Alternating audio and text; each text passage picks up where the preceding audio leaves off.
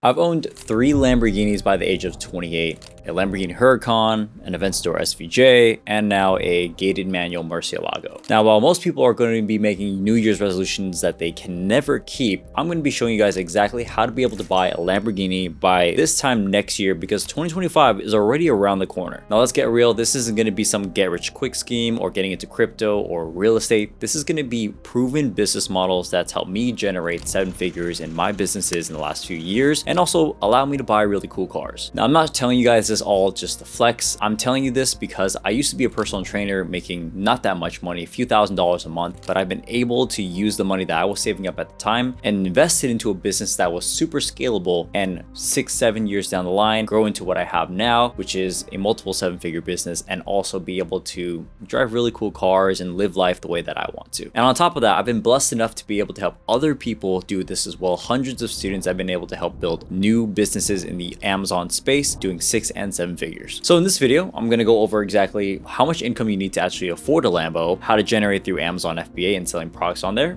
and a step-by-step of how you can start this by 2025. All right, so I'm going to be using my computer here so we can go through some real numbers.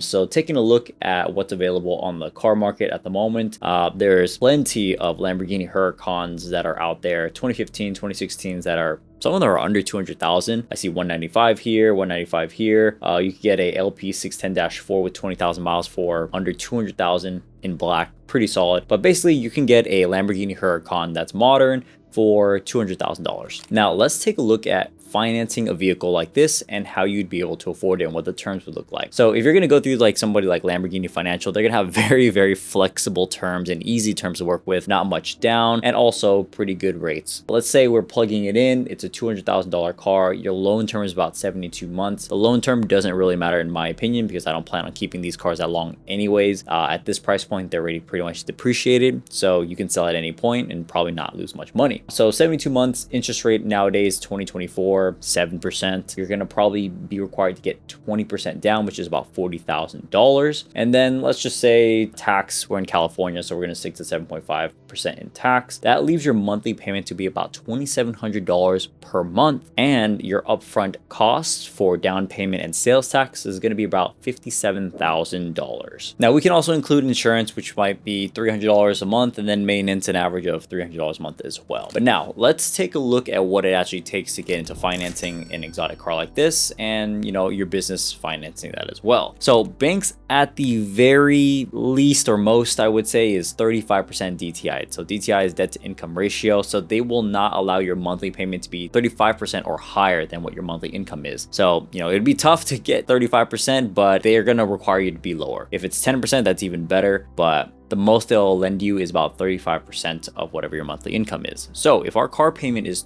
$2,700 a month, that means we need to be making at a minimum of $8,000 a month. Total needed of yearly income, almost $100,000 minimum. But personally, I would recommend you make at least $200,000 a year before you can afford it. When I bought my first supercar, I was already making well over $200,000 a year. My business already broke $100,000 a month, and I still hadn't bought one just yet. And my first supercar was a 2016 Lamborghini Huracan LP 610-4. And I bought that car for just around $200,000. Now let's do some business math here. How much does your Amazon business need to generate to effectively be able to use that alone to buy a Lamborghini Huracan? So we know that we need to make at least $8,000 a month in profit, right? So let's assume that you're going to have about 35% net margin on the business, which is pretty good. It could be even higher than that, but we're going to be a little bit more conservative. That means you'll need to make at least $23,000 a month in revenue,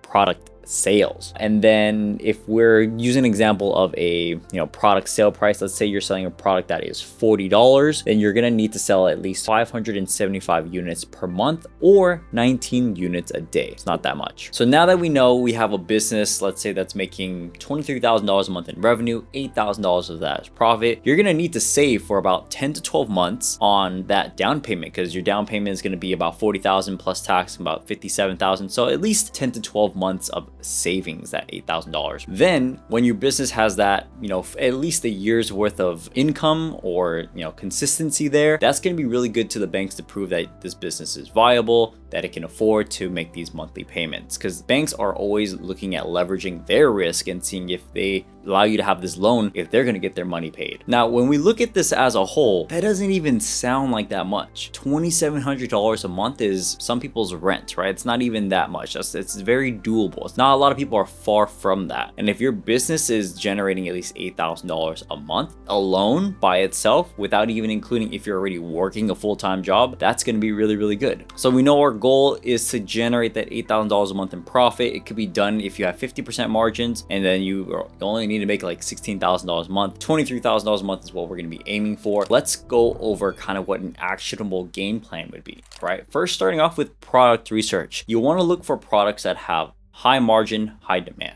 Right? What I really like to look for is when I'm looking on the Amazon space, I want to see that total market doing at least $200,000 a month. That shows that there's a lot of demand for it. Plus, I want to make sure my margins are good. Typically, at least 30 to 60% profit margins. 30 is bare minimum. I'd rather go for higher, 50% if I can. So that way I have room for advertising, any other miscellaneous costs as well. That way, after everything, I'll have a 30 or 35% profit margin. And the best way to do product research is really just searching on Amazon itself. And you can use tools like Helium 10 or Jungle Scout to be able to see all the numbers and go from there. Now, the investment requirements for your business, let's say we're sticking to that $40 sale price. You ideally want to be able to sell for at least 5 times what your landed cost is. So if your product costs $8 landed, which includes the cost of goods and shipping, you should be able to sell it for $40. So let's say our product costs $8. We're going to order 600 units of that. That's going to cost you about $4,800, right? That's your total cost of goods. Now, your timeline of profitability is going to depend on how aggressive your launch strategy is. How heavy do you go on ads? It's very possible to be profitable your first month, but typically I would say within your first 3 months, you could be profitable. Now, what's going to be your scaling strategy? How do you go from when you're doing $0 or $10,000 a month to $20,000 a month to $30,000 or $40,000 a month? Well, that's going to require you to reinvest your profits. So as soon as you start seeing that profit coming in, don't go spending it. Keep it in the bank account. Keep it in the business bank account. Let it just keep buying more inventory, because your goal is to stay in stock year round and be able to have the money that you're making from the product consistently keep itself alive by its own inventory, essentially. Now, a case study we actually have recently is from our student Brandon, who's done over $300,000 in the last 12 months. He started just about a year ago,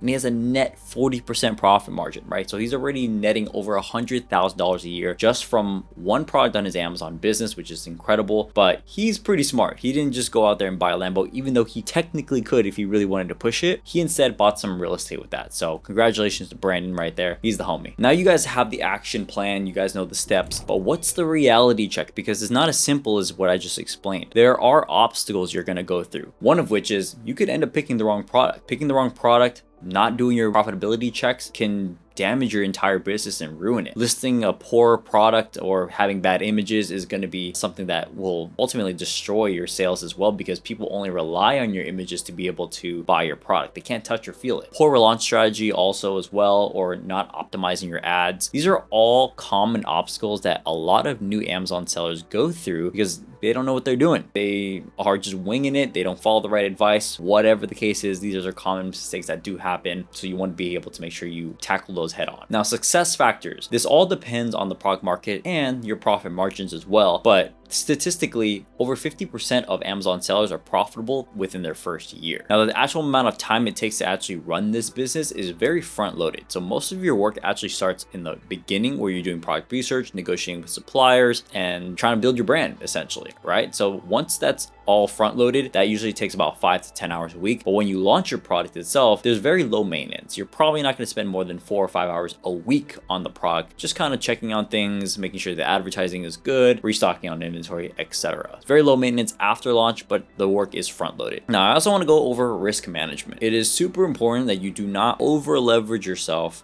and order too many units, all right? That is going to be very detrimental to your business, because if you get too many units, you're not going to be able to sell it. You'll be hit with long-term storage fees from Amazon that will damage your profitability. Risk management means ordering just enough units to keep the business afloat. Now for me, I've been doing this for the last few years already. We've been able to generate multiple 6 and 7 figures from different accounts as well. Been doing this a long time. We've been able to see all of the ups and downs and the failures as well. And we see all the common obstacles. So nowadays, we kind of have it dialed down to a T. We have a game plan and a blueprint that works almost every single time. So now I've just shown you guys the exact math on how to be able to afford a Lamborghini just from doing an Amazon FBA business. But let's be honest, this is not just about the car. This is about creating financial freedom for yourself and financial flexibility, being able to work whenever you want and from wherever you want and make as much as you want as well. And as of right now, doing Amazon FBA is still one of the fastest ways I know to building a successful business. Now, I went over those common mistakes that happen to Amazon sellers. So if you want to learn how to avoid that and how to actually make minimal mistakes and just fast track your success, I'd highly encourage you guys join my free training that I'm doing. Click the first link down below in the description and I'll go over basically how we use the bridging to buyers method to be able to help you scale your business from 0 to 6 or 7 figures and the exact steps on how to launch your first product. And the best part about this is it's completely free as well. So what are you waiting for? Click the link down below and I'll see you guys in our workshop.